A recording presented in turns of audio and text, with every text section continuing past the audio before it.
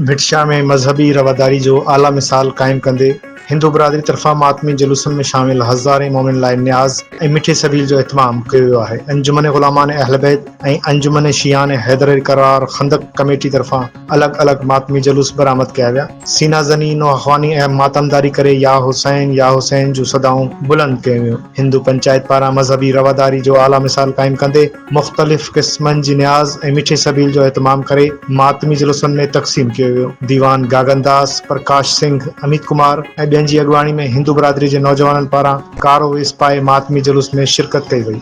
मातमी जुलूस जी अॻुवाणी सैयद गदा लतीफ़ी, सैयद फिदा लतीफ़ी, सैयद एहसन अब्बास शाह, सैयद फरहाद अब्बास शाह लतीफ़ी ऐं ॿियनि पारां कई वई। सिक्योरिटी जा इंतज़ाम सख़्त करे मटियारी ज़िले जे मुख़्तलिफ़ इलाइक़नि मां इज़ाफ़ी नफ़री घुराई वई। इन खां अलावा बम डिस्पोज़ल स्क्वाड जो अमलो बि मातमी जुलूस में मुक़ररु रहियो। हिंदू बरादरी जे अॻुवाणनि दीवान गागनदास ऐं प्रकाश सिंह मीडिया सां ॻाल्हाईंदे चयो त गुज़िरियल 30 सालनि खां मातमी जुलूसनि जी ड्यूटी ॾेई रहिया आहियूं। हज़रत इमाम हुसैन अलैहिस्सलाम जो ग़म हर इंसान खे आहे। असीं बि मातमदारी में शामिल आहियूं। इहा ड्यूटी सदाई जारी रहंदी।